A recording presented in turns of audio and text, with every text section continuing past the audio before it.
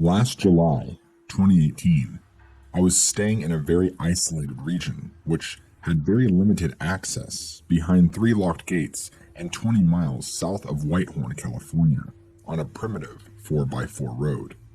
This place is at the end of the world, on the northern border of a vast green belt spreading from Shelter Cove on the coast, east to Highway 101, and south to Fort Bragg, and east to Piercy, as can be seen on Google Earth. At about 3 a.m., I was awake. It was a hot and dark night in these mountains. Something above my tent location, approximately 200 to 300 meters, began knocking on wood, best described as loud whacks on a tree trunk by a big club or branch.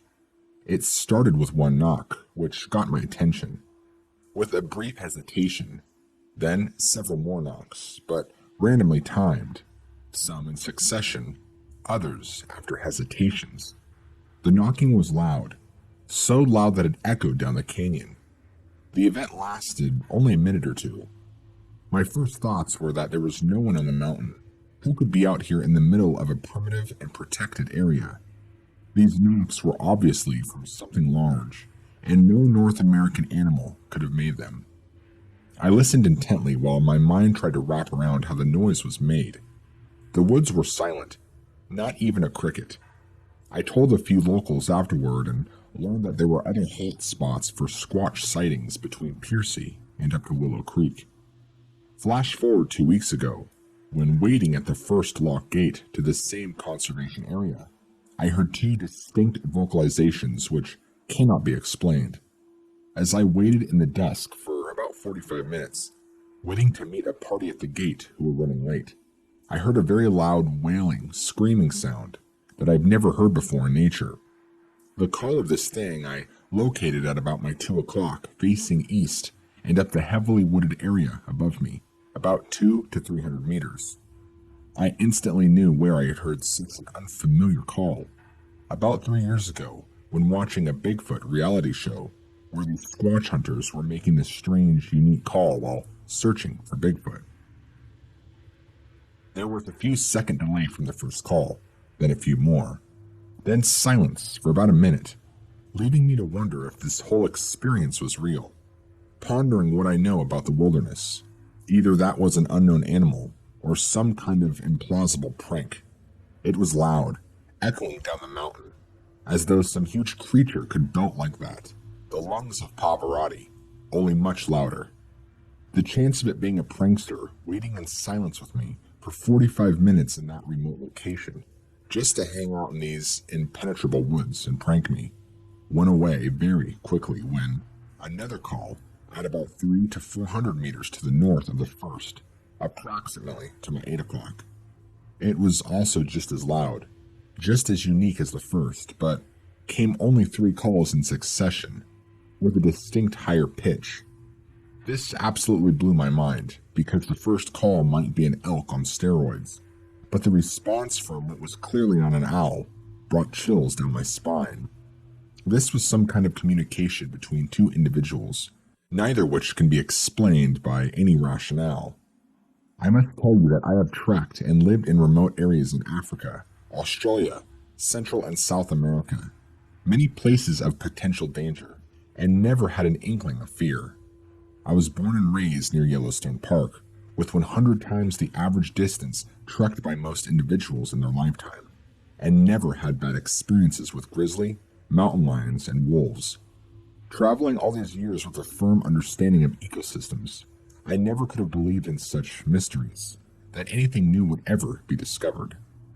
I had a fourth experience, which I must say something about, but it happened just the night before the dual vocalizations.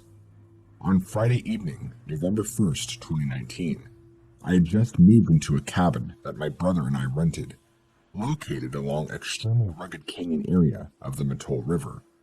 It was dusk, quite dark already in the forest. I was outside looking at the stars, taking in the newness of these rugged surroundings. Up above, again about 300 meters up and to the east of the river, there was a screaming that was so loud and so foreboding that I could only listen in amazement. It was the loudest screaming I've ever heard, So loud I thought it was produced by some kind of banshee from a horror film. The screams continued, full throttle, for over 5 minutes.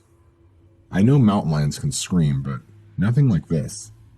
It sounded much louder, more guttural, literally as if somebody had set up a loudspeaker and played the bloodiest scream that Hollywood could produce. At the time, the night after Halloween, I wondered if somebody was up on the mountainside pranking me as a newcomer to the neighborhood. I listened for a bit, then went inside and told my brother about it because it was just so unnerving. Bigfoot did not even enter my mind. But then at dusk the next evening, I witnessed these 2 calls waiting at the gate. I have since been over and over in my mind, why have I been so lucky as to hear or experience such a mystery? Much less 3 distinct vocalizations which cannot be explained. I began poring over USGS maps and satellite imagery to ascertain with what link may be, 20 miles apart. Are there any people or neighbors or access for individuals in the areas I experienced which may explain these? Could one individual in such obvious stress on one night have triggered the coincidental travel of at least 2 or more unknown creatures the very next night? I have talked to many locals about hearing strange noises, but no one claims anything, or they don't want to be ridiculed. Look, I am a man, 60 years old with extensive wilderness experience in forests and jungles, all over the world. The closest thing to a new species discovery for me was the Costa Rican jungles. But my mind has always been a skeptic observer, dealing in evidence-based biology as a science. What has happened to me recently has completely changed me.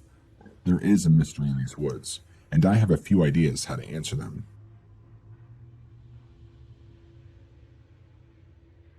I am the manager of the Visitor Center at Jedediah Smith Redwood State Park. During the winter of 2001 to 2002, my family and I were the camp hosts at the park and lived in the park full time. One evening in mid-December of 2001, I and my 2 children, ages 11 and 10, were in our travel trailer reading when we heard a sound that made us cower. It was something between a human cat call and a cow mooing, a kind of "ah-oo" that just echoed through the woods. I have served as a naturalist for the California State Park System. I have hiked the woods of California all my life, and I have never heard anything like this before. I have heard bear, mountain lion, and elk, and this was nothing like those. What impressed us was most is how loud it was. We have heard groups of humans in the campground whooping and hollering, and their noise level was not even close to this. We were inside of a travel trailer that had windows closed up, and the noise was clear and strong. We estimated that it had to have come just across the Smith River from the campground.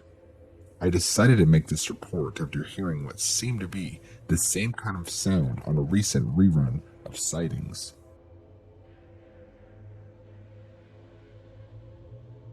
New to the area in July 2005, I had been traveling from Crescent City, California, over the pass of Highway 199 weekly to Grants Pass, Oregon, and back, and now in the winter of 2006, it was 2 times weekly. My wife had not joined me, and we were separated, and I was attending counseling classes in Medford, Oregon. We had about 5 children, and I had my son living with me, and he was back at home. He was about 13. This particular night, I was delayed on my return from Medford in the evening, usually arriving back in Crescent City around 12:15 a.m. It is roughly an hour from the tunnel to arrive in either Crescent City or Brookings, Oregon, where I live now. I had stopped at the bug station and rested, because I was delayed in my return, sitting with the heater on and the engine idling and doors locked. The little phone booth shack for inspections there now was not there yet. After closing my eyes about 40 minutes, I'm guessing like 12:25 a.m., I was rested and awake to get going back to Crescent City. I use my high beams because it is so dark through there, and everybody does it because, like signaling any opposite traffic of your whereabouts, everyone is usually polite to lower them upon the distance closing. I left the tunnel and traveled down the hill and began the series of S-turns through the pass. It's like a canyon and runs adjacent to various sections of the Smith River. I was slowing through the second S-turn and was watching my headlights and the shadows of the roadside barriers as they were casting the shadows in the trees along the river. My truck was an older Chevy dually with a small diesel, and it was not a powerhouse like the newer ones. I was just cruising with the turns and taking my time. It had a shell with an 8-foot bed, and it was used by a retired couple to tow their trailer, so it was kind of slow. The lights are low to the ground, and when the high beams are on, they go up further and up higher. You can be seen by anyone else, and they can see you from a ways off. As I rounded the turn and was approaching the end of the turn while watching my high beam shadows of the barricade up in the trees, I noticed this big, dark shadow cast in the trees from my lights as I rolled along and my lights lit up a giant creature walking along the opposite side, going against traffic, facing away from me.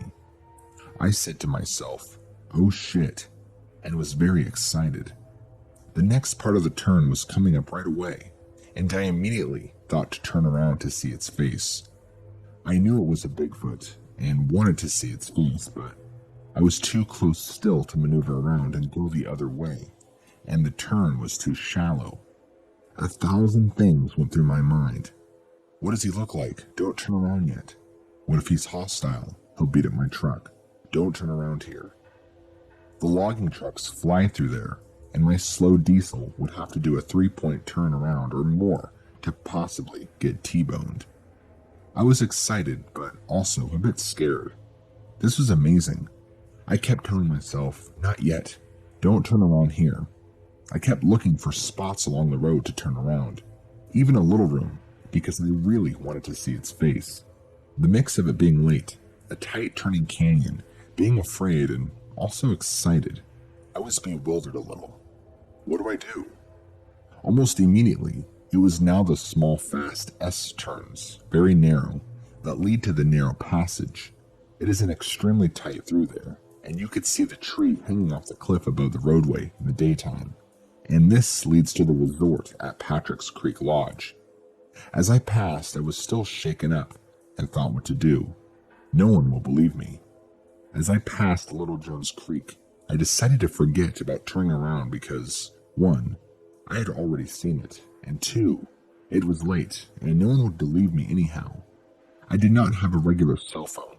It was a cheap Android knockoff due to no reception. A real long startup time when turned on. So here's what I saw and why I'm documenting it. It was well over 8 feet tall. I'm 6'2" and played basketball since 4th grade. Even against 7-foot players in high school, I was a leaper and can jump really high. I was 6 foot when I was 12, stopping my growth at 15 years old at 6'2". I could not accurately guess the weight, but well over 400 to 500 pounds. Possibly 600, 700, or even 800. He had no neck with a pointed type head buried between his massive shoulders. I'm talking huge shoulders. I was going slow enough through the turn to see his fingers, toes and palms, and foot bottoms as he walked, but his hair was like a llama, matted looking but long and longer and shorter on different parts of his body. He was light gray to smoky charcoal gray, with some black deeper and beneath his hair, closer to his body. The hair was long on his calves, forearms, hands, and feet, so I just saw tips of long fingers. His feet bottoms were flipping tough. I'll spell it Tuff, because they were wide and what I would describe as padded. He walked swinging his arms down near his knees, but above them and upright, not hunched over like an ape. He was walking, but just massive. Those shoulders. I saw him for a good 3 to 4 seconds. His torso was longer in proportion to his legs. His leg length of thigh to calves was not as long as his upper body. He was huge. I went to work the next day and told a coworker who had lived up here for over 20 years and an avid hunter and fisherman, and he is also part Cherokee, so I knew I could trust him. He has spent countless hours elk hunting and bear hunting. He looked at me kind of silly and sloughed it up, so I shut up. You've only been up here about 8 months and you've already seen a Bigfoot? I know what I saw. After learning more and now hearing them, and hearing the term Gigantopithecus, I looked it up and the tropical is the one I saw. Turn the animal around and that is exactly what was walking down the roadway.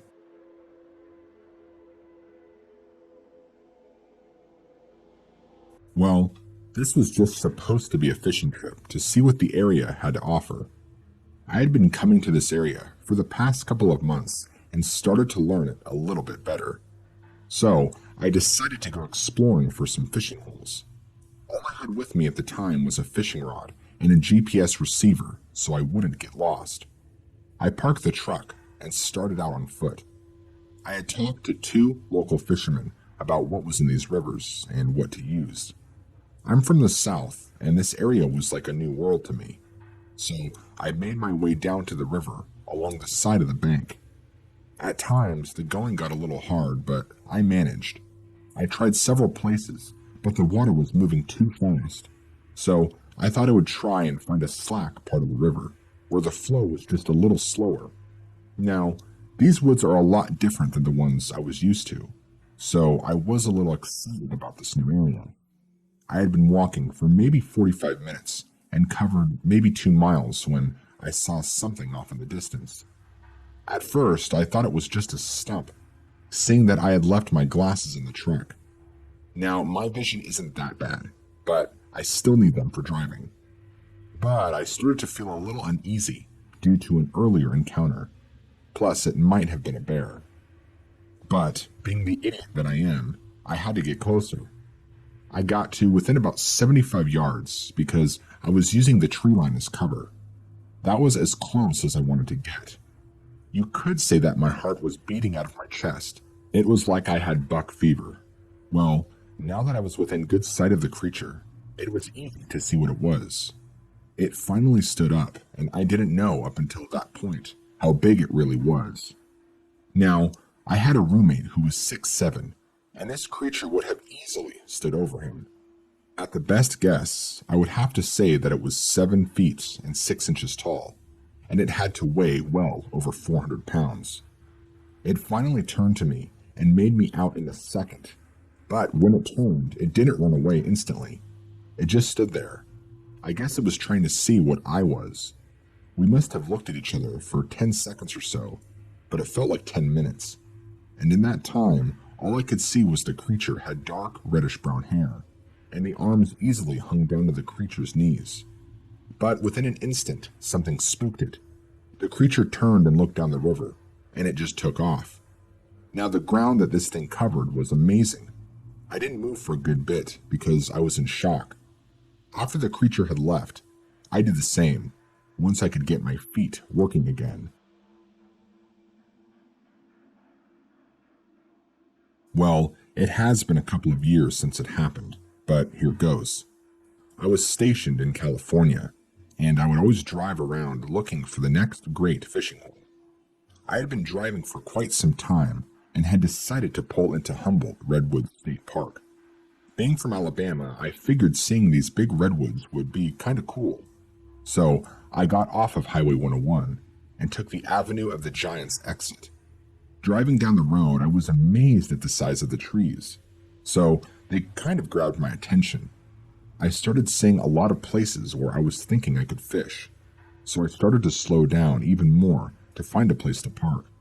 As I kept driving, the river kind of started getting a little farther away, and I was about to turn around, when out of nowhere, something walked across the road, and to say the least, it shocked the you-know-what out of me. The reason why it got me a little jumpy was because of the fact that I had to have come within a couple of feet of this thing.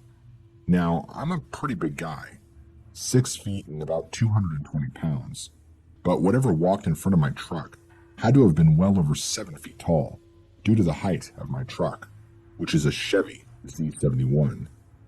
Now, when it comes to the poundage of this thing, I would have to say it was well over 350.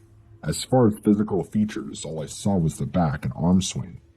The thing never turned around for me to get a better look at it.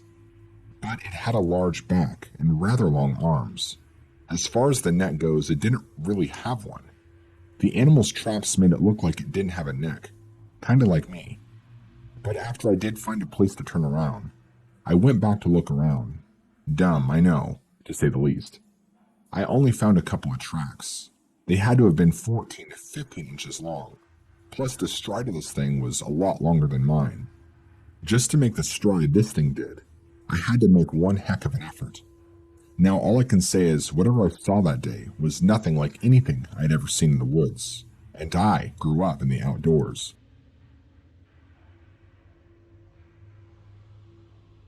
During the weekend of May 26th and 27th, I was conducting a sound survey project with 3 other people near the town of Johnson and the Klamath River.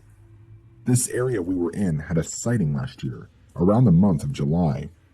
The place where we decided to set up was a recent clear cut that ran along the hillside.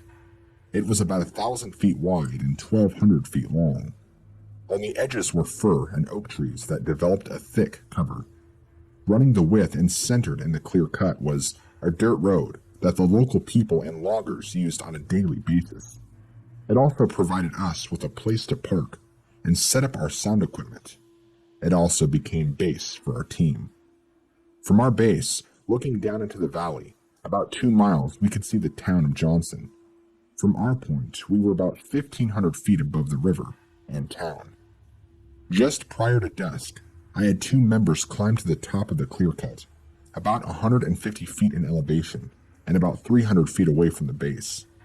I did this so if anything was to come closer to our base camp, they would have the best field of vision, and with their night vision device would be able to determine what it was. We also had 2-way portable radios for the upper lookout and base. Manny and myself continued to set up the equipment and waited until nightfall.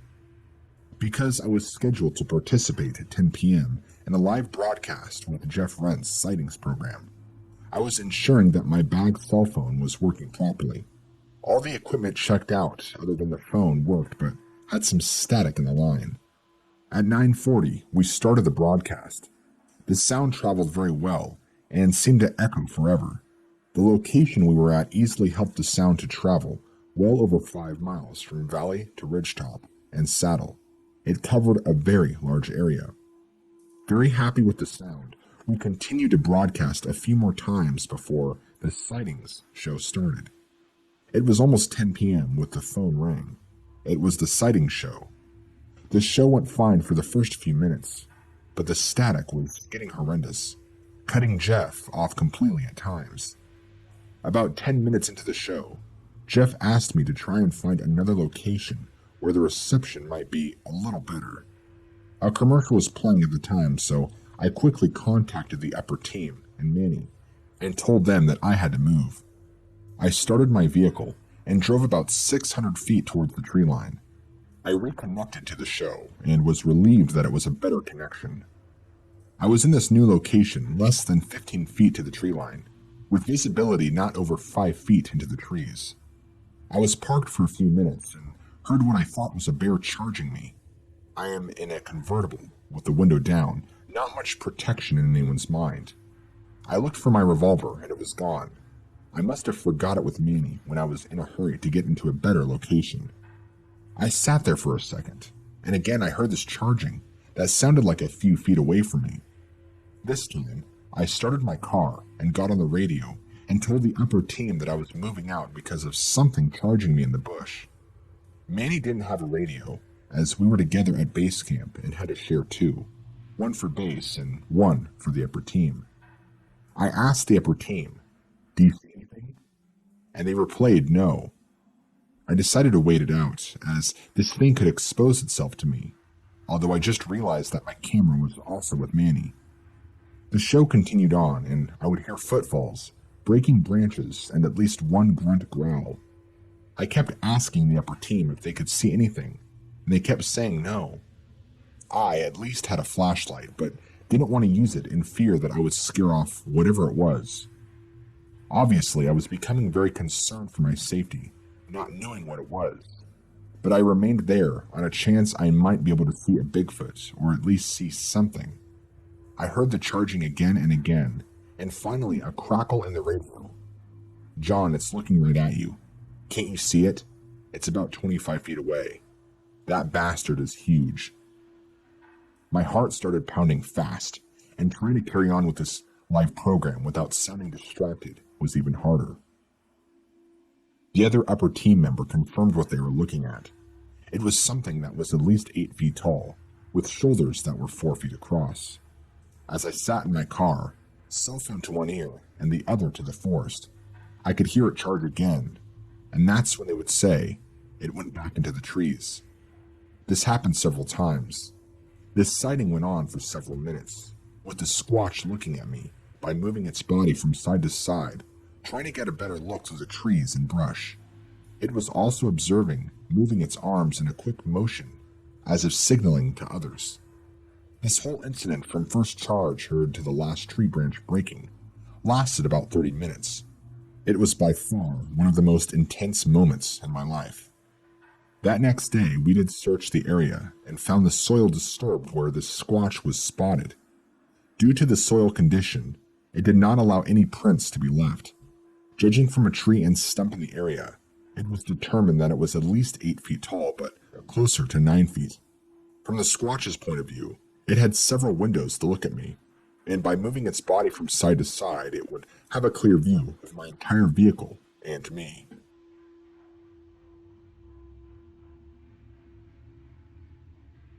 At approximately 9:30 p.m., we were in the process of setting up our second tent.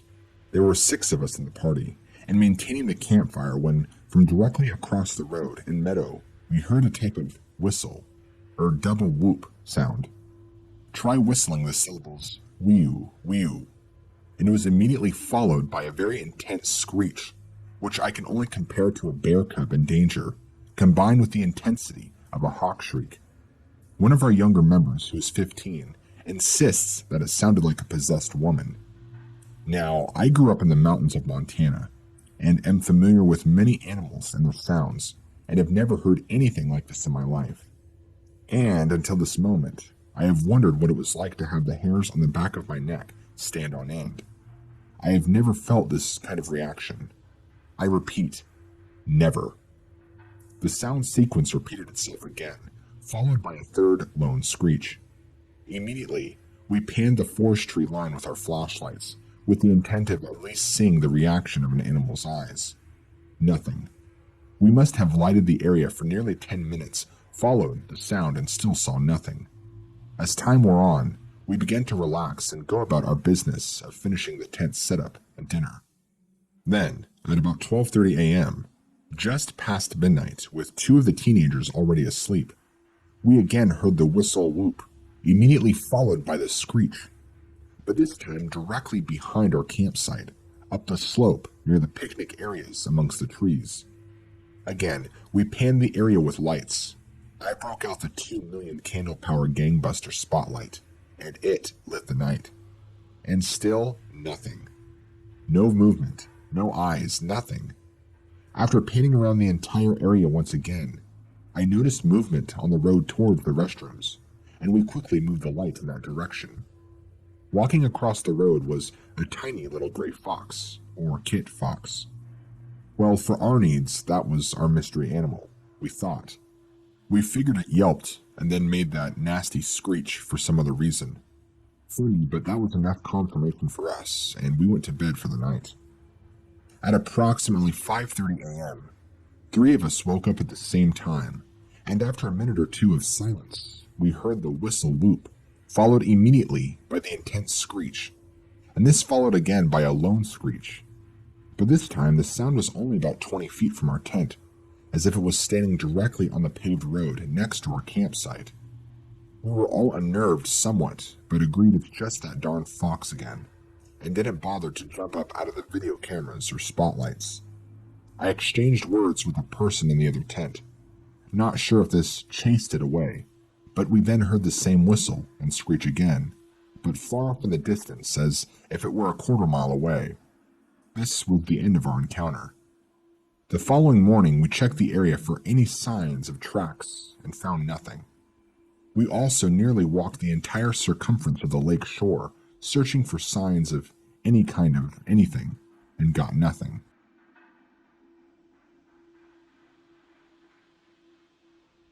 We were on a long vacation from Missouri in Crescent City, California, staying at the KOA campground. This was our second night at this campground. We were camped at Site 401, way back in the isolated section of the campground, far from anyone. I had just finished cooking our supper on the portable propane barbecue pit, which was located on the picnic table. We both went inside to eat. During the time I was cooking, I set up a campfire but didn't light it yet. After we finished eating, I started the campfire. After the fire was burning for about 15 minutes, I kicked it into the fire pit from the grate. At the time, my wife got a very strong feeling that we were being watched from behind our camper. She said it seemed to move from behind the trailer, from one end to the other. There were trees and dense foliage behind the trailer. I started to look around with a flashlight to see what it was, and after not finding anything, I started the car and plugged in the 12-voltage spotlight. Looking around for about 5 minutes, I thought I saw something move in the distance, behind a tree. This was in the opposite area from the trailer, where no one was camped at all. We were both shaken up and went inside the trailer for the night. After 10 minutes, my wife heard 2 whoops coming from an area that I thought I saw something move at. She was in bed lying next to the window. I didn't hear a sound. One more thing to add is that the night before we heard the dogs bark in the distance, this night it was all quiet and no dogs at all. The closest camper was about 100 feet away towards the main office. There was no smell.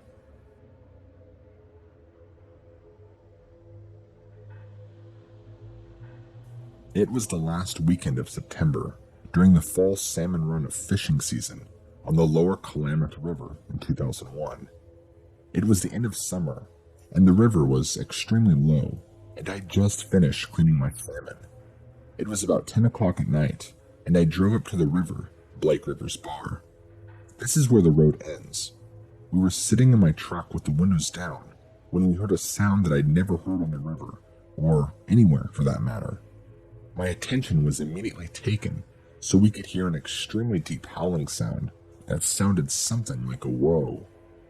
I was a little freaked out because I have never heard of anything like this. I remember trying to put a body with the sound and not coming up with anything.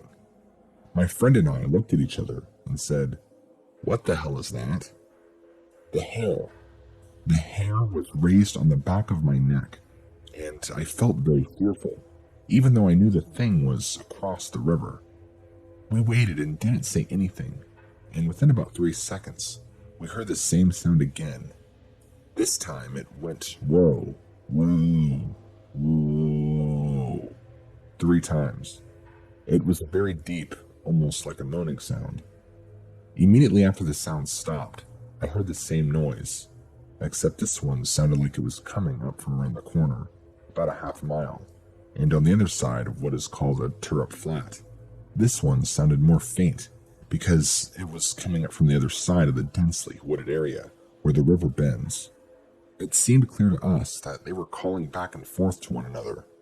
The one on the top of the river called back only twice, and the one across the river sounded off about 4 times. This entire thing only took about 20 seconds, and then it was done. I couldn't really explain what I was thinking or feeling after they stopped, but I was very shaken and just sat there for about 30 seconds, waiting to see if there was going to be any more sounds.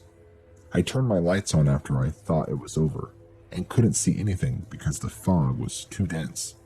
We were both sure there had never heard any animal like this before. Between the two of us having about 60 years of night fishing and hunting in this area, this was a first. We both talked about it and felt whatever it was that they could have come from either side of the river, because the river was so low that it would have been easy to wade across there, and there wasn't little traffic in the area.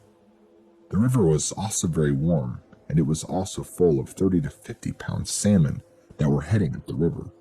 It was a great time to fish, if that is what they were doing.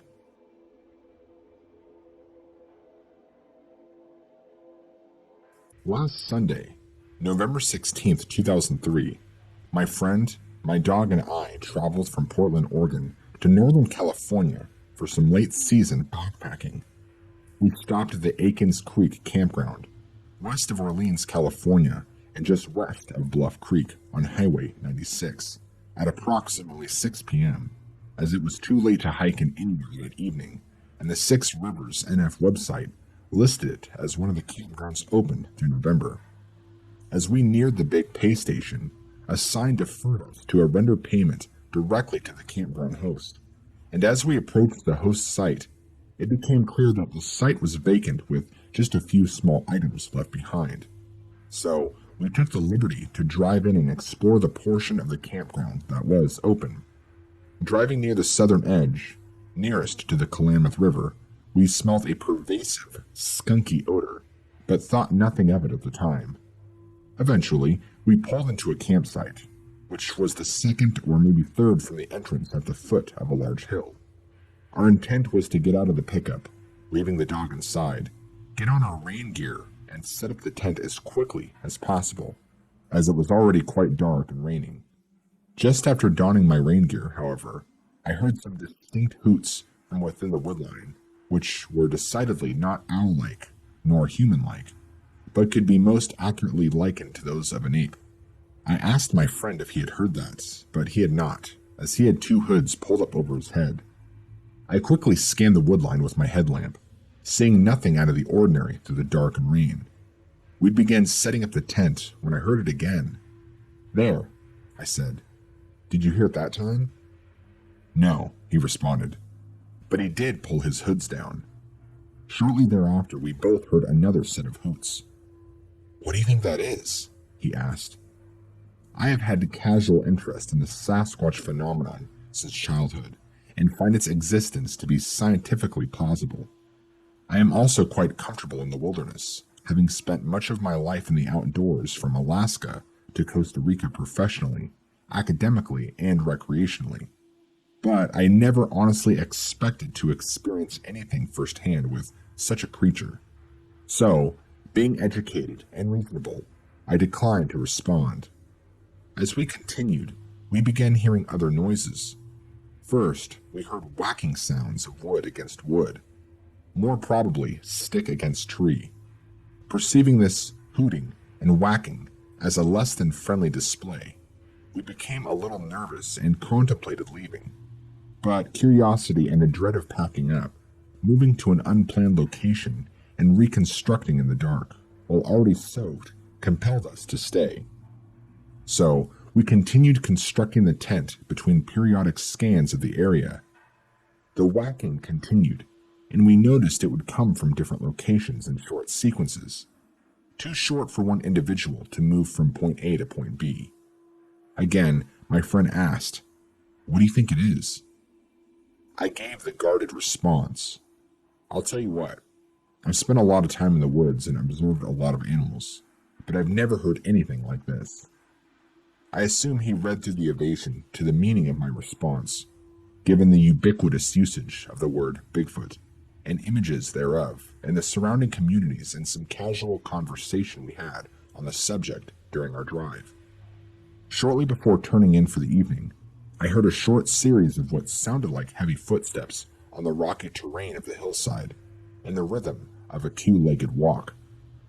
Turn in we did, however, with senses piqued and dogs tucked securely within the tent. We slept intermittently and restlessly, hearing sounds throughout the night. Most frequently, we heard the whacking. Most regularly, a rather hollow-sounding report originating from a point some distance to our northeast and up a hill. We would, however, periodically hear closer and clearer whacks from varying locations to our general southeast, once hearing a disturbingly close and firm whack from our southwest. I awoke once at approximately 3 a.m. and heard a distinct single-note whistle from the general direction of the distant hollow whacking, which were again decidedly unbirdlike, yet not quite human. Soon thereafter, we were all startled upright by a crack, followed by a loud rock slide, terminating distressingly close to our location. My friend informed me he had heard two other smaller slides earlier that night. After all was quiet for some time, except perpetual whacking, we eventually slumbered down again, awakening to sunlight and finally quiet surroundings. In the daylight, we observed that the hillside was quite steep, rocky, and slightly parabolic in shape, and the rock slide ended up in our south-adjacent campsite, leading us to conclude that 1. Inspection of the hillside would be dangerous and turn up little or nothing in the way of footprints. 2.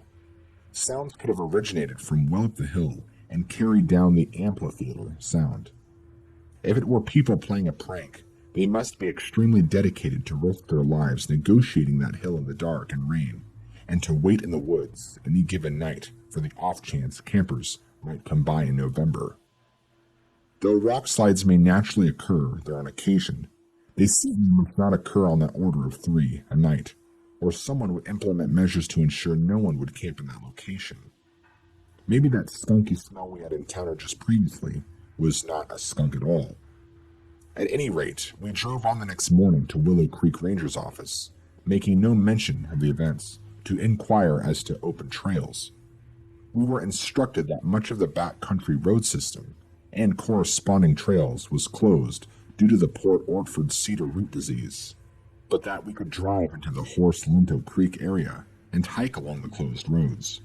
We took that advice and spent the next 5 nights uneventfully. We decided to return to Aikens Creek for the final night, which was Saturday, November 22nd, to take advantage of the open, flat space to dry wet equipment and see if we could observe anything further. We picked an open site midway between the foot of the hill and the highway, laid out equipment for drying, then decided to day hike somewhere nearby. We drove up Bluff Creek Road to its closure at the road junction to Fish Lake, and then hiked 1.6 miles down that road. I paid close attention to the steep clay roadsides, and once noticed what could have been a partial footprint of a large, human-like foot from the heel, about 4 inches in width, to a point about 6 inches forward, and perceivably midway along the length of the foot. I found, however, no other footprints or enough context to draw any real conclusion about the impression. That night, back at the campground, we kept a large campfire and kept some down and dead cedar nearby to throw in for quick brightness if needed. At one point, my dog suddenly barked and charged toward the trees at the edge of the campground, just below the freeway. I halted him and went to investigate, but found nothing unusual. Though better prepared, we neither saw nor heard anything further that night. We returned home, however, with a new awareness.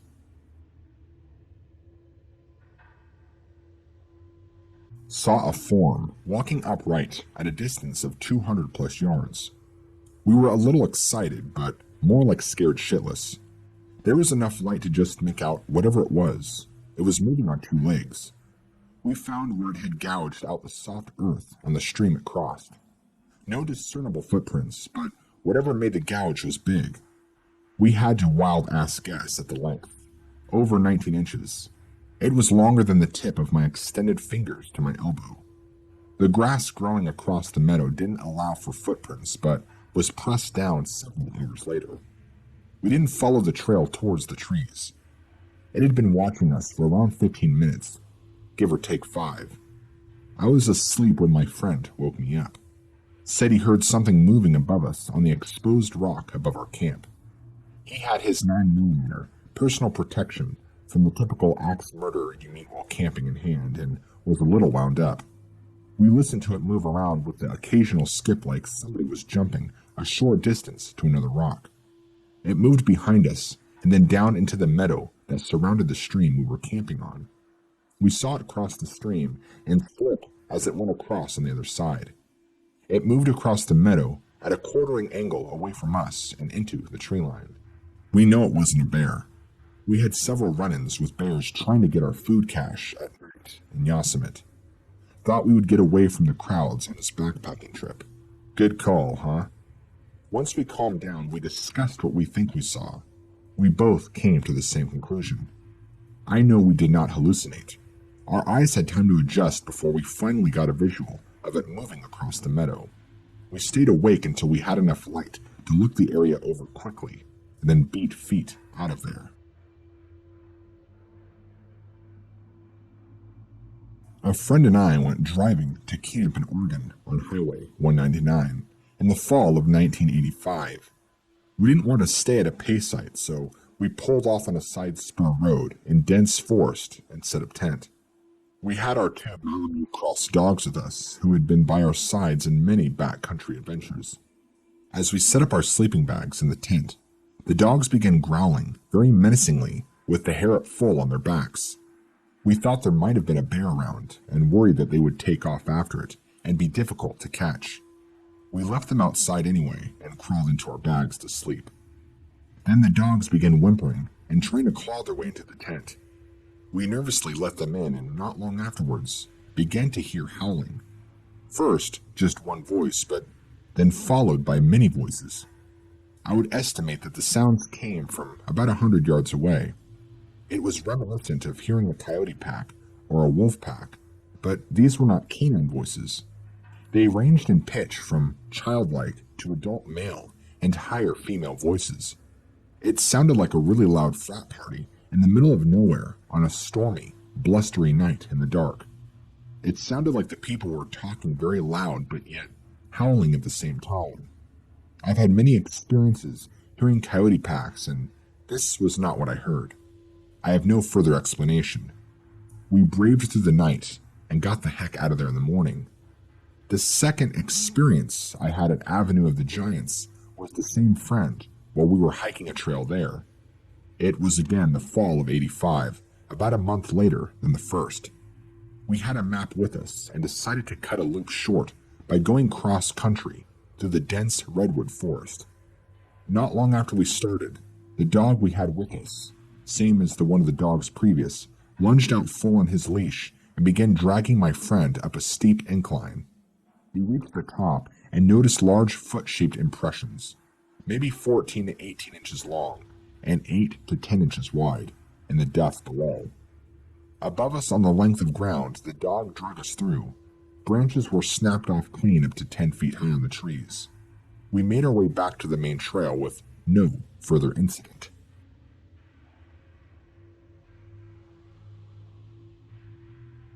On July 5th, 2004, my brother and I went on a Sasquatch expedition to the Bluff Creek area of Humboldt County, California.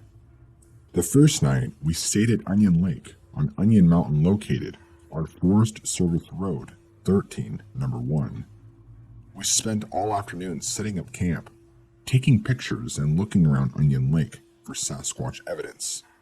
Around 9 p.m., just as it got dark, we heard a loud grunt roar down from a hilltop just above our camp. The grunt we heard can only be described as something exhaling a great amount of air all at once. The grunt was very loud, very rough, and only lasted for a second. My brother turned to me and said, "What the heck was that?" At that moment, a deer ran down the hill from the direction of the grunt and into our camp. Then, out of the darkness, another grunt roared to the forest from our right at a distance we thought was about 100 to 150 yards out from our camp. Then we heard a grunt that strayed out from our camp that was at least 500 yards out. Then we heard the grunt from up on top of the hill again. Then the grunt to our right answered the grunt on top of the hill. And then we heard the grunt that was out 400 to 500 yards answer the grunt on top of the hill and the grunt to our right. It was as if whatever it was making these sounds were communicating back and forth to one another. This grunting was very intense for the first hour or so, but then it calmed down a little throughout the rest of the night. The last grunt we heard was around 5 a.m., just before first light. At one time around 10 p.m., we heard a loud grunt come from behind us over by Onion Lake. It turned on my 3 million candle spotlight and searched the forest in the direction we heard the grunt, but of course found nothing. That grunt could not have been no more than 100 yards away from us, and was very loud and rough. Around that same time, the other grunts seemed to be getting closer to our camp as well, and we were starting to get scared. We huddled together in the middle of our camp with our rifles and shotguns in hand, along with our 3 million candle spotlight in hand ready to take on whatever it was making these loud grunts. We were hearing something we had never heard before in the woods, and whatever it was, it sounded like it was very big. By the sound of the grunts these things were making, we were scared. If it was not for the firearms we took with us, we would have thrown all of our camping gear into our vehicle, and we would have left a dust cloud a half-mile high and 20 miles long as we were getting ready to get the heck out of there. We got up the next morning and looked around a little bit, but we didn't see or hear anything.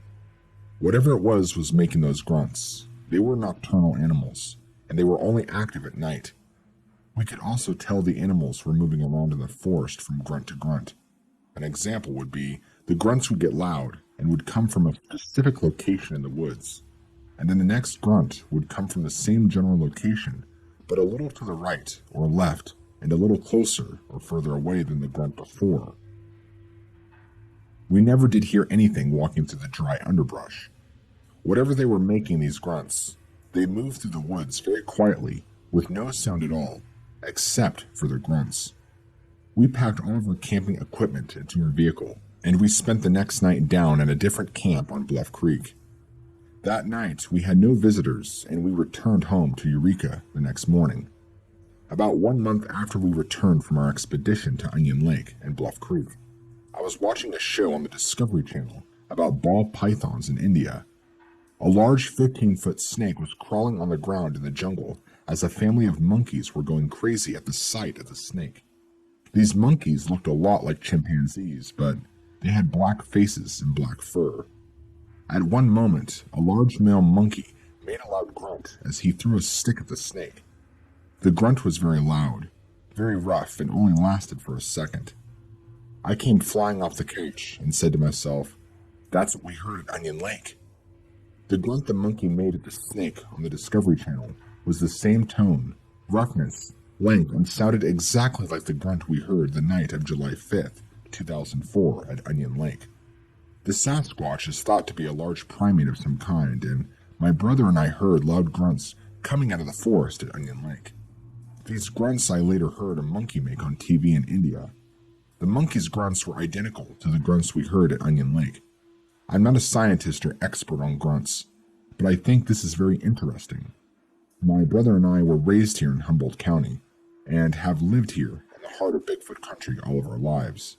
We have been interested in the Sasquatch Bigfoot for as long as we can remember, and we plan on making other Bigfoot expeditions in the future, because the sounds we heard coming out of the woods at Onion Lake on the night of July 5th, 2004, makes us wonder even more now about what's really out there.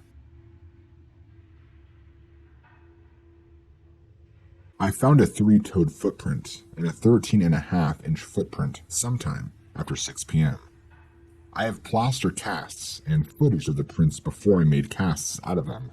I fell asleep about 9:30 p.m. While sleeping, I was woken up to noises outside of my tent. The first noise I heard was leaves being stepped on, but I told myself it's nothing a couple of times. I began to fall back asleep when I started to hear it again, but this time it was louder and heavier. The thing that started to get to me and concern me was the fact that I had started to feel the vibration in the ground every time that I took a step. I was facing stomach down when I woke up, so I just laid there listening, and all of a sudden, the noises stopped. Whatever was out there was breaking branches on the ground, and I also heard a couple of branches breaking on the trees. Then, the noises started again. By then I was starting to get scared because, for one thing, I couldn't see outside my tent. And the other thing was that I was alone. The noises stopped, and I made up my mind to go outside. So I started to unzip the inside of the tent, and as I did, I tripped trying to get outside. By then, I got up and turned on my flashlight, spun around but saw nothing and smelt nothing. Whatever was out there didn't make any more noise, but I knew whatever it was still there. I would estimate the noise were less than 30 feet away, probably closer. That's just how close it was. I then grabbed my tent, ran with it to my truck, threw it in the back, grabbed the rest of my stuff, and I was gone.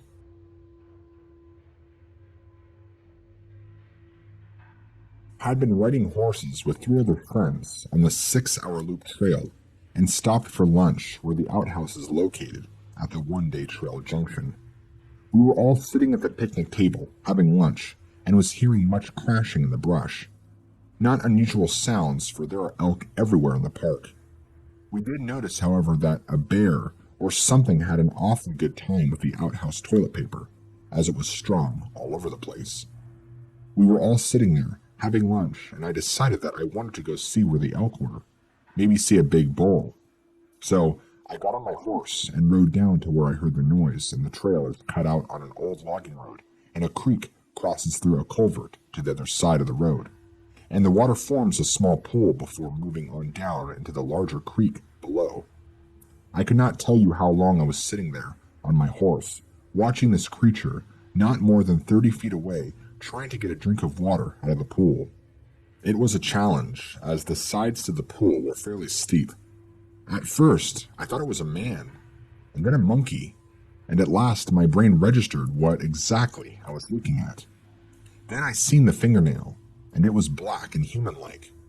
I was looking at an adolescent, possibly baby Bigfoot. It never had a chance to turn and to look at me, as the horse I was on kept getting more and more upset the longer that I stayed there. I ran back on my horse to my friends, and told them in a stuttered manner what I had seen. Just by the way I was acting, they knew something was up, because I have been in the woods on horseback almost half of my life. They immediately followed me back to the area where I'd seen what I described as a young adolescent Bigfoot.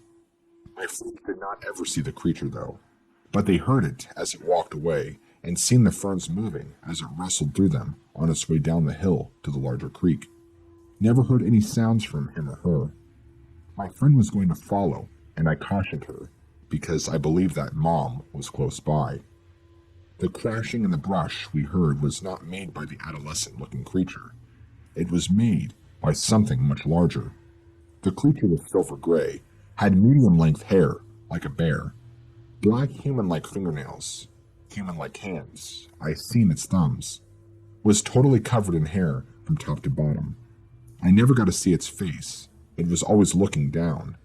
I never have told anyone about the sighting, and made my friends promise not to say anything for quite a while. I explained that this was a young animal, and to allow me to get this close was an experience. And if I could get that close on a horse, then someone could get that close with a gun. It was not that long after there was a news report about a son and a father seeing a Bigfoot cross the road near a local state park.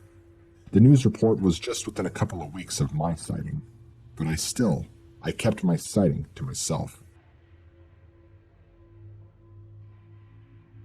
I am a 54-year-old man living in San Francisco. I have never had any interest in this subject until this week. An old friend of mine moved to Gold Beach, Oregon, and I was driving up to see him.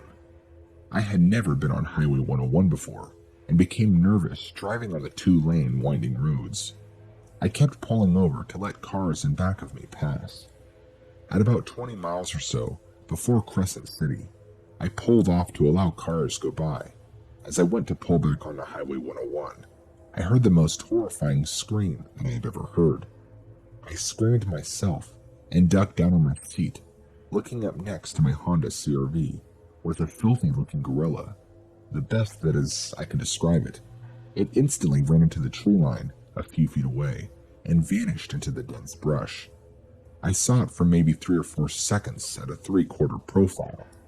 I would say it was 6.6 feet to 7 feet high, with a wedged head, and it had very dirty matted dark brown dull hair. Strangely enough, seeing the thing didn't frighten me, but the scream it gave out only a few feet from my open window almost gave me a heart attack. I never heard a noise like that, and I never want to hear it again.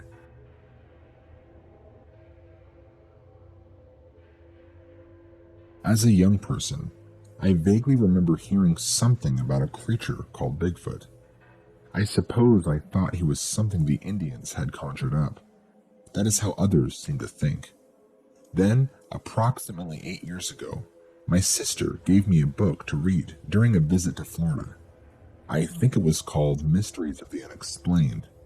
I found it to be an interesting book, especially the story about a creature called Bigfoot. I don't remember the details, however, I do remember thinking that there was much more to this so-called myth than meets the eye. Sometime later, I saw the famous Patterson film, a film of a large, heavy, hairy, bipedal subject quickly walking away from a startled cameraman and his horse. My curiosity at this point had me wanting to find out for myself what the truth was exactly. Was this creature real, or just a never-ending series of hoaxes and grossly exaggerated stories? I was in no position at the time to set out on an expedition, so I promised myself and a few close friends that someday I would head to the northwest corner of the United States, the reported home of this creature, and answer the question for myself. Years later, the opportunity finally presented itself. I started purchasing enough supplies for a 30-day solo expedition into the Northwest. Having recently read 3 books on the subject of Bigfoot, I thought my best bets were either Washington State, Oregon, Northern California, or Idaho. Sightings were consistent in and around large forests of these states. While purchasing supplies, I picked up the August issue of a camping magazine that, as it turned out, contained an article about backpacking in Northern California. The article stated that you are more likely to see Bigfoot in the forest of this region than another human being. I took the article seriously. Northern Cali, here I come. At this point, I had read enough material to have a plan that I was confident would bring me face to face with one of these creatures. My plan was to not go after one. It was to give one the opportunity to come to me. I just had to put myself in its backyard. As I made my way into the northwest corner of the state, I realized I wasn't going in for a casual stroll through a forest. This forest was thick with undergrowth and either going almost straight up or straight down. 1 week into my hike into the back country, I decided to change my plan. After reflecting on conversations I'd had with the locals, I decided to turn around and head for an area about 25 miles from where I was now standing. The people that had talked openly with me about Bigfoot activity all mentioned geographical locations that were in the same general vicinity.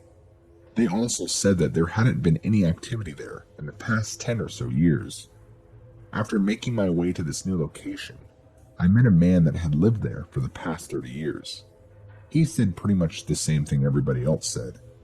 I had come to the right place, but I was about 10 years too late. He then pointed to a spot on my map that, the best of his recollection, was an area with many footprints and supposed sightings that had been reported over a decade ago. That would be my final destination. At this point, my feeling that a Bigfoot was no longer in this immediate area was growing somewhat stronger. I considered the possibility that Bigfoots had lived here at one time and now lived elsewhere due to the logging activity in this valley some 10 to 30 years ago. The forests of this area are large enough to play hide and seek with the entire United States Army.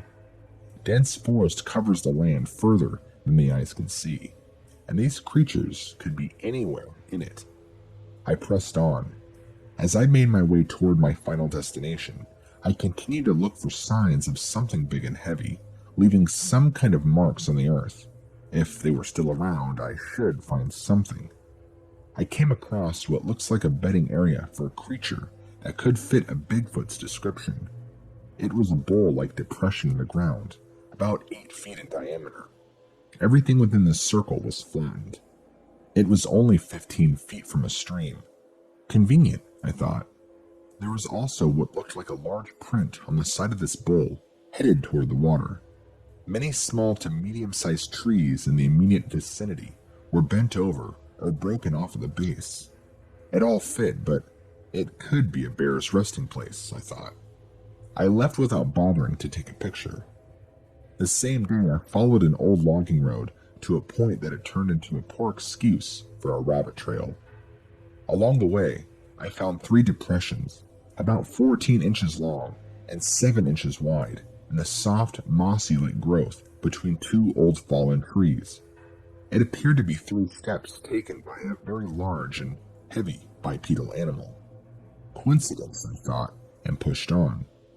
By this time on my trip, I had seen several bear, a couple of deer, and 2 mountain. Their tracks were all over the place, especially bear tracks. Bear excrement was also in great abundance. This put me at ease. The better they were eating, the less they would be interested in what I was eating. Blackberries are abundant in August, and from the looks of the scat, it appeared the bears were taking full advantage of this. Visibility was about 10 to 50 yards to the trees. Some of the noises that had been around me on a regular basis were bear and deer that I could not see because of the poor visibility. At the start of this expedition, I would reach for the pepper spray at the mere sound of a couple squirrels playing in the leaves. This behavior was probably due to the fact that a bear had wanted to join me for dinner the very first evening I was in the bush. I'll never forget the sound of him coming towards me through the forest. From that point forward, I was well aware that I was carrying approximately 40 pounds of bear bait, 30-day food supply, on my back. As my time in the woods progressed, so did my ability to guess what animals were around me by the sounds they made in the brush. Given the opportunity, my eyes would usually confirm what my ears had told me. Since I was on foot, and usually on a logging road, I sometimes got extremely close to animals before they realized I was there. One time I had walked within 35 feet of 2 bear, not on purpose, that were feeding off to the side of the logging road. They never heard, saw, or smelt me. Anyway, I reached my destination and made camp at the intersection of 4 logging roads. It was now almost 2 weeks into my expedition. My plan was to recon the 3 logging roads that led down to a river. If I could get to the river, I might find some nice fresh Bigfoot tracks in the sandy banks along the water's edge. I checked out the east road that evening. No luck. It dead-ended about a quarter mile from the river, just like the forestry map showed. I went back to camp, ate dinner, set out a chem light, and hit the tent. I put the chem light out in hopes of deterring bear from casually strolling into my little area of operation. The night passed without incident. I slept like a log. How appropriate. The next morning I checked out the north road. Success. It led right down to a nice open field next to the river.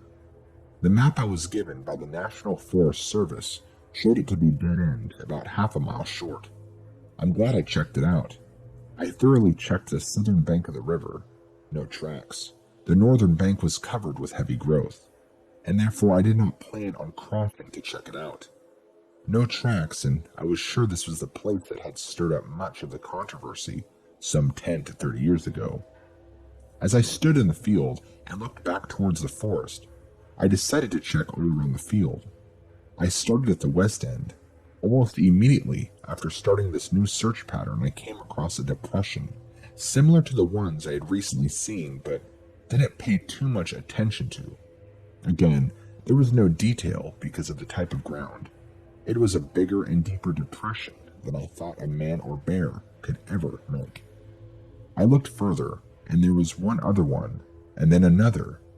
This time, I was sure these were tracks because there were about 7 of them, strung together in the pattern of a natural bipedal walk. I walked in the tracks. The bottom of the depressions were very hard, as though something of great weight had made them last time this ground was wet. The distance between the steps was not extraordinary, at an average of about 3 feet apart. I lost the track momentarily over hard ground and then found it again. It was a consistent track. I figured I was tracking him. I say him when all actuality it may be a her.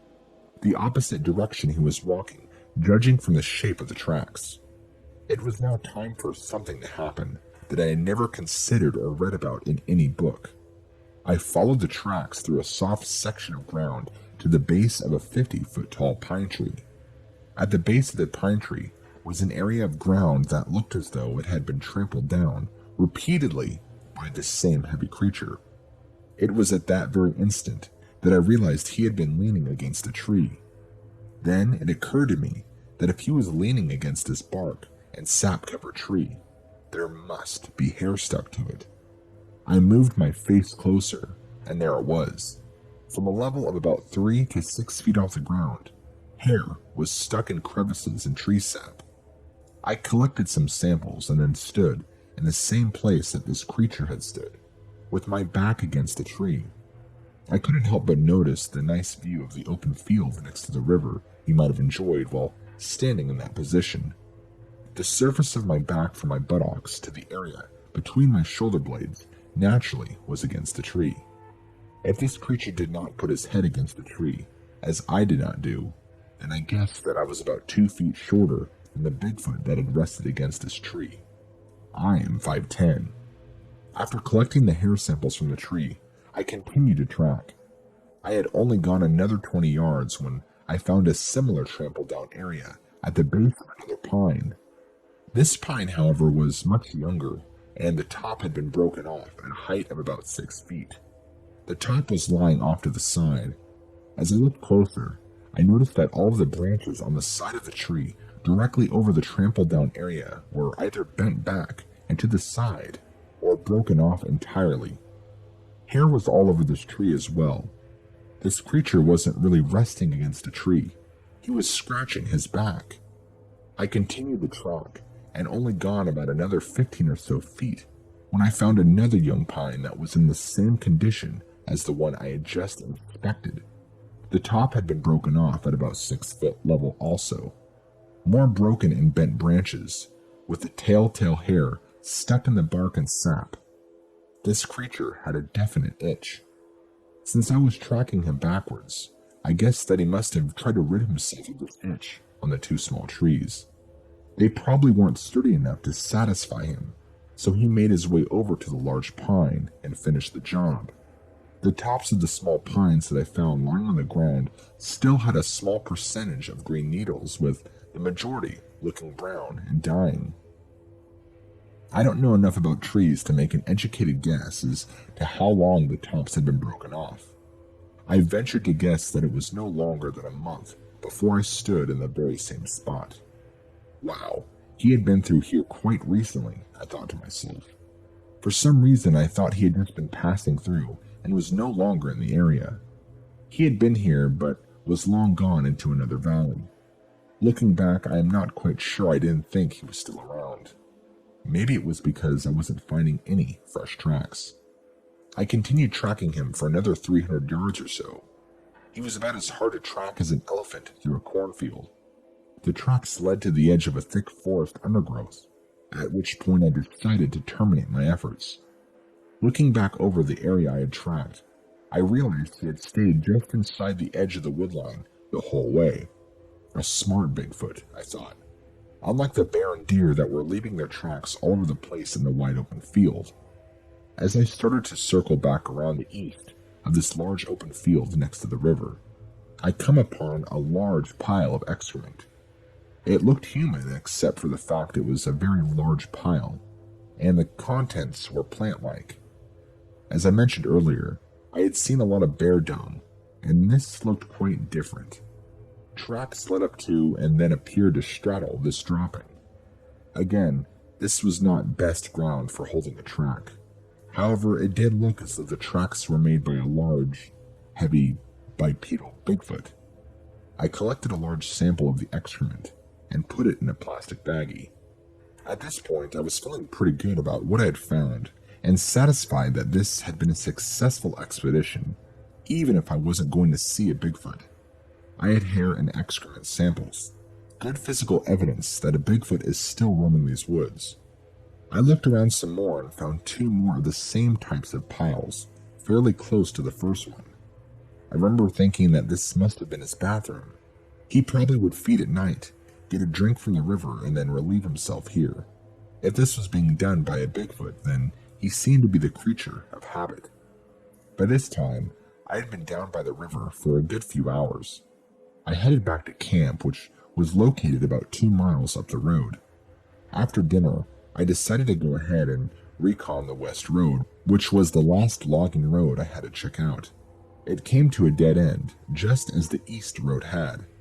As I was making my way back to camp, before the mosquitoes set in, I noticed something I did not see on my way out. On the north side of this old logging road stood a young pine tree that had been topped at a point about 6 feet above the ground. I immediately looked down at the base of the tree and saw what I knew what I would see. The large trampled down area of ground. Those big padded feet had stood right there. I then saw the tracks leading up to the tree, as well as the top of the tree lying on the ground off to the side. This time I closely inspected the broken off top of the tree and found hair stuck on it. Hair most likely from the side of the hand that broke it off. I must add at this point that I was keeping a lookout for claw marks in the tracks and teeth marks on the broken off treetops, which would most likely have been left behind if a bear had done this. I was paying attention to this for not only myself, but for the people that would ask me about it later, when this expedition was all done. I had no doubt what was doing this, and it was not a bear. Anyway, I didn't find a trace of either claw or teeth marks. This time I kept the broken part of this little pine with hair intact in a sack and put it in a plastic baggie. It seemed as though this creature had a habit of preparing these small pines for back-scratching posts in an intelligent and consistent manner. I wondered if other Bigfoots did this. I completed my journey back to the tent and realized that the pine I had just collected the samples from was only about 100 yards away. If the other depressions I had seen on the way into this area were indeed tracks, as I thought they could be, then Bigfoot was leaving too much evidence around here to just be passing through. I figured I was camped right smack in the middle of a Bigfoot's backyard. I had gathered about 3 cords of firewood in the course of the day, which I now started using to stoke up a pretty good-sized campfire. The wood burned quickly because of the fact that it was very old and dry. About every 20 minutes or so, I would have to put on another log. This kept the fire just under the bonfire setting. Darkness fell without incident. No bears, no mountain lion, and no Bigfoots. Wow, if my friends could see me now, Bigfoot bait. Every few minutes or so, I would look up to the west logging road, and then up the east logging road. The north and south avenues of approach were covered by a very heavy brush. I could hear a lizard coming toward me from either of those directions, so I wasn't too concerned about them. Actually, it would have to be a pretty large lizard to be heard over the snap, crackle, and pop of my campfire. I passed some time by sharpening the ends of my walking stick.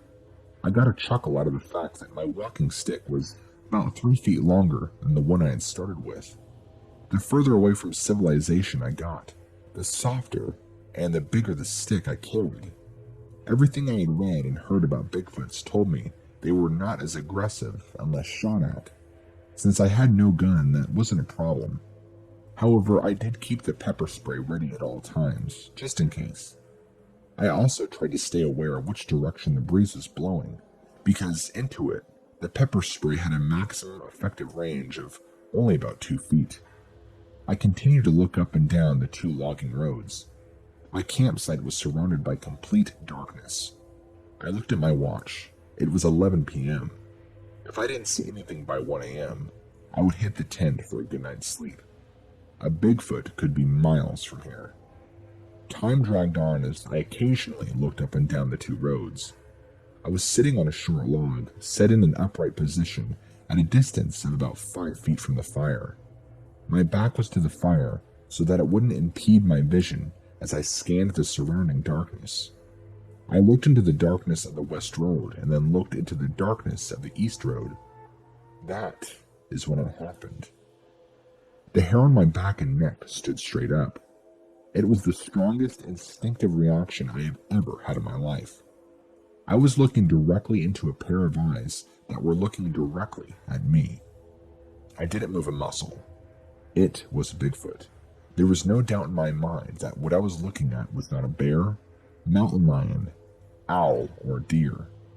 His eyes were set wide apart and well above where I knew the ground should be. I didn't take my eyes off them. The Oma, as called by the local Indians, was watching me. Something that I had not spent much time thinking about until right at that moment was now a prime concern to me. Had anyone ever taken a shot at this creature? Did this creature, for whatever reason, hold any sort of grudge against human beings? I hope not. Actually, it was more like a quick prayer. I did not want him to direct any ill will towards me at all. It most likely would have been about 750 pounds of powerful ill will. He wasn't moving though. I wasn't moving either, even though my neck was crooked to the left in an uncomfortable position. I watched him and he watched me. The longer I looked into his eyes, the more I got the feeling that this was just an intelligent and lonely creature, curious to see what I was doing. I began to relax. I had a mini mag flashlight in my left hand and the pepper spray in my right. I wondered if I should shine the flashlight on him to get a look at his body. Again, I should point out that this could have been a female, but for the sake of simplicity, I will continue to refer to the creature as he. I opted not to shine the flashlight on him, and he came to me. I saw him, and now the ball was back in his court. I waited for him to make the next move. His nocturnal eyes were reflecting the light of the fire I was sitting next to. I tried to make the outline of his body, but I could not. The campfire illuminated bushes and trees out to a certain distance, depending on how recently I had put up a fresh log. Beyond that point of illumination, the forest was pitch black. I believe the fire was at a point that a fresh log had just been added when I first looked up and saw a Bigfoot. I continued to observe. The right eye, his left eye, occasionally seemed to fade in and out as though it was partially blocked by a leaf or branch of the bush I was sure he was standing behind. Earlier at times, when I really had the fire going, the front of this bush would be illuminated for the period of time that the fire was brightest. I couldn't see the bush now, but I was sure of its position. As I studied his eyes, I got the impression that they were wet. Liquidy, you might say. An effect probably caused by the flickering of the fire they were reflecting. They were a glossy yellow when I first saw them and faded to a real faint yellow, almost white, toward the end of our strange staring session.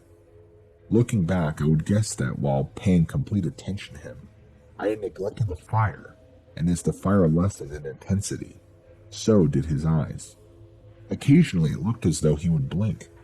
His eyes would simultaneously disappear for a fraction of a second. It also looked as though his head was shifting from side to side. Similar, I thought, to what I would do if I was trying to observe someone from behind a bush. His eyes looked to be approximately 4.5 to 5 inches apart, and almost 1 inch in diameter. Minutes ticked by, and my neck was beginning to get sore from the position I was sitting and watching him as he watched me. I casually looked at my watch. It was now 12:15 a.m. Then I slowly raised and extended my left arm for the purpose of using my hand as a measuring tool. He didn't move while I did this. He just kept watching. I used the width of my left hand to measure the distance from his eyes to the top of the lone pine silhouette against the night sky in the background. I made a mental note that his eyes were almost directly under and 2 hand widths below the tip of the lone pine. I also made a mental note not to move the log I was sitting on for the rest of the night. I would use this information when the sun came back up. After making these observations, I decided to relieve the soreness in my neck and look up at him from another position. I slowly spun around in one direction away from him. I didn't want him to think I was getting ready to confront him. I looked up and he was still there watching me. I remember wondering if he could tell I was watching him. The fire was now slightly behind and to the left of me. From his vantage point, I was most likely now just silhouetted by the fire. His eyes were now getting harder to see. They were there, but not as bright. My eyes were getting sore from staring, and then I noticed how dark it was getting in my camp. The fire had barely a flame left to flicker. It didn't take me long to decide that I wasn't going to sit there in complete darkness with a Bigfoot just spitting distance away. I slowly stood up to get another log from the pile that was just out of reach. I positioned the log on the fire and sat back down. When I looked up, I could not find his eyes. He was gone. At about 3:15 a.m., I thought I could see his eyes again, but in a position further back from where he had stood the first time. I was kind of expecting him to come back and see what I was up to. It was hard to tell if he did or not, but I think he did. Time passed slowly as I waited for the sun to come up so I could check for tracks. I thought about doing it with a flashlight, but rejected the idea. I would see things much more clearly in the morning. As the sun came up, I sat in the same position I was in when I had measured his eyes from the top of that lone pine tree. According to how everything lined up, his eyes would have been centered at the top of the 8-foot bush that stood about 70 feet away from where I had been sitting. When it was light enough to see the ground fairly well, I made my way over to the area behind the bush. It was an area that was just to the side of the logging road. The ground was similar to the logging road itself, which was hard-packed gravel. The difference was that the area where I figured a Bigfoot should have been standing was covered in a dry, sparse, wheat type of grass. There they were, the same size tracks I had been finding all along. The tracks were not much more than the grass being squashed, and I do mean flattened in the shape of a big, padded foot, narrower at one end than the other, and approximately 16 inches long and 7 to 8 inches wide at the front of the track. There was a set of tracks leading to a point exactly behind the bush, where they then became less distinguishable, as though he had been shuffling around. There was, however, one depression in the ground at a point close to the bush. I guess it would have been his right foot that made it by its shape. I stood there where it looked as though he had stood and found myself directly behind the bush. I looked up to see that it was about 2 feet taller than my eyes would have been at bush top level. There was another set of tracks that led away at a slightly different angle than the set that had led in. He had come in and left on the east logging road, nice and quiet. No crashing through the forest. At this point, I thought to look for a hair sample around the tracks in hopes of later matching it with the samples I already had. I got down on my stomach and looked. Nothing. I quickly looked over the logging road for more tracks, but didn't find anything. It was very hard-packed. Decision time. Do I stay camped here and hope to see a Bigfoot in the daytime? This is when I realized I had taken too many pictures the day before, and I did not have any more film for the camera. Last time that ever happens. Anyway, Bigfoot is nocturnal, and daytime sightings are extremely rare. He would have probably be somewhere very well hidden and fast asleep during daytime hours. As I mentioned earlier, my plan was to stay 30 days in the bush. But now that I had the hair, excrement, and tree samples, as well as the pictures of the tracks and the experience of last night, I decided 2 weeks was long enough. I packed everything up and headed out on the east logging road. I was walking at a pretty good pace, having 17 miles to cover before nightfall, with about 60 pounds worth of gear still in my rucksack. I didn't want to waste any time. I'd only gotten about 75 yards up the logging road when I heard what sounded like an extremely large animal thrashing in the woods at a point next to where I was walking. The noise was so close that I didn't even think I was going to get the pepper spray in time I wore on my left arm out of its holder in time to use it. Then I realized it was running away from me, crashing through the woods. I think best describes it. Large branches snapping as it escaped my nearness. As I listened to its escape, I tried to figure out what it was. It covered a lot of ground very, very quickly. Through the process of elimination, I started guessing. The list of possibilities was short because there are not many animals large enough to have possibly made that much noise. The speed suggested a deer, but there was no snorting or hoof sounds that I had previously heard from deer running away from me. Nor did the animal in question sound as fleet-footed as a deer. The feet were crunching, a lot of material underneath them, suggesting that they were large surface extremities. Could it have been a bear? Possibly, but all the bear I had dealt with to this point were not that afraid of anything. The creature in question was also running away from me on the downhill side of the road, and it is my understanding that bear don't run downhill too well. Things happened very quickly, which made it hard to tell, but it also sounded as though the creature I had heard was not getting away from me, but in a four-legged gallop. There is one thing I am sure of. The noise I had heard was caused by an extremely large and powerful creature that desperately did not want to be that close to me. I will venture to guess that my old buddy had stayed pretty close to me the whole night, and may have even been watching me for the next morning. I call him that because I felt as though we had somehow bonded during my long look into his eyes that night by the campfire. I had seen his soul, and it was a kind soul. My question had been answered. This was in July of 1997.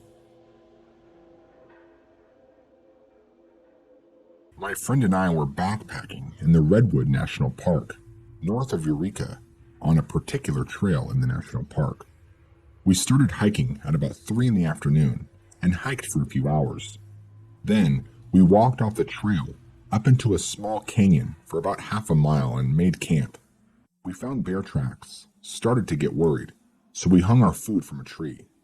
About this time, 7 o'clock, we heard the first scream. It was short and didn't repeat. We started to get a little freaked out, so we started a fire and heard nothing for the next 3 or 4 hours. Then, at about 10:30, maybe 11 p.m., the screaming started again, this time lasting for about 10 minutes. It sounded like it was about half a mile away, on one of the surrounding ridges, a very eerie wail. It didn't sound human. I know what elk, coyote, and wolf calls sound like, and this was nowhere near. Very similar to recordings I've heard of supposed Bigfoot calls. We went to bed at about 2 a.m. and left the next morning without incident.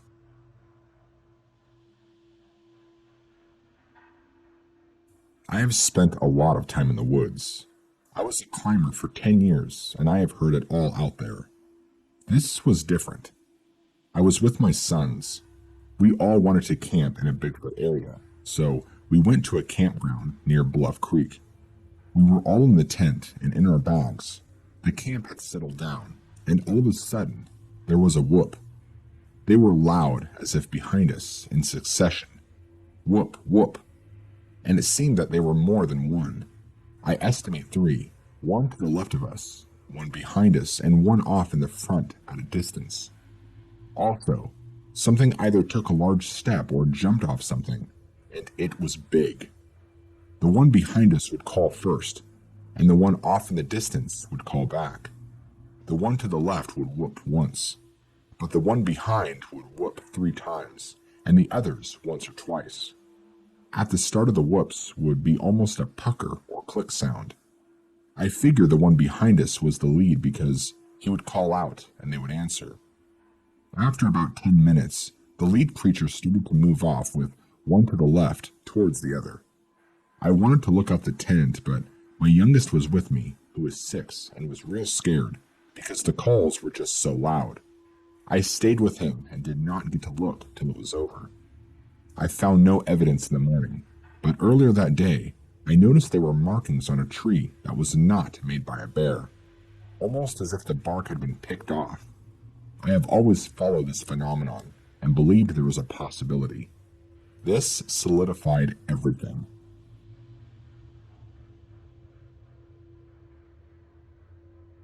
On July 13th, or August 17th of 2000, about 7:15 p.m., my boyfriend, my 2-month-old baby, and I were headed back from Eureka, California, to Crescent City, California. Somewhere past Trinidad, and right before the lagoon, we came around the corner on a 4-lane highway. Up ahead, around 50 yards away, a tall, dark brown, almost black man with long hair all over ran full stride across the highway. His arms hung long, and the top of his neck seemed somewhat hunched over. The first thing that ran through my mind was, what's a man doing running across the road right here? I thought this because we were completely out in the middle of nowhere. Then I yelled, "That was a Bigfoot!" My boyfriend turned to me and said, "Shut up, you're playing with me." I told him that he saw it with his own eyes.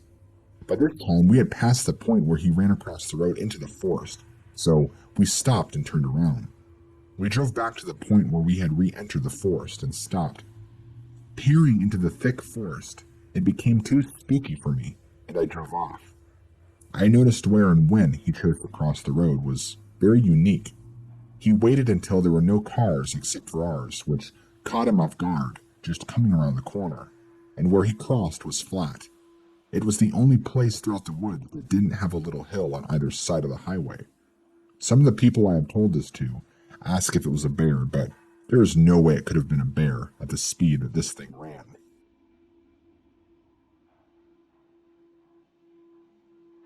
My neighbor is a seasonal wildlife biological technician for Redwood National Park. He has been working several seasons doing spotted owl surveys and is very familiar with local wildlife. One evening just before sunset, he and his partner were walking with a cage of 6 mice that had sat in the same cage without being cleaned for 3 or 4 days, and it smelt to high hell. They were several miles south of Bald Hills Road at about 2,000 feet up an approximately 3,000-foot mountain in extremely rugged and isolated terrain several miles from the nearest logging road. After bushwhacking for about 30 minutes, heading downhill, they stopped in their tracks when they heard a large branch snap. There are a lot of bears and mountain lions in the area, and they are familiar with this stalking cats. The creature was quick and agile like a cat, but sounded heavier than a bear. It also sounded like it was walking on 2 legs. They would hear it behind them, and a little later, it would be way ahead of them, sometimes on the other side of them. They figured it was crossing right behind them, and then passing them up on the other side. By this time, it was getting dark in the forest, late twilight, when my friend started looking over his shoulder quite frequently. It was at this time that he saw a large dark animal dash across their trail on 2 legs. He had seen the PG film and is familiar with Sasquatch, and he says that it moved with the same motion, just much quicker. He also noted it seemed a little thinner than Patty.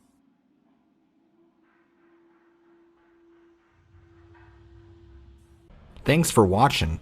If you enjoy my content, be sure to leave a like, comment, and don't forget to hit that subscribe button. I'm going to be starting to release a lot of content daily, so start to keep your eye out for all sorts of cool stuff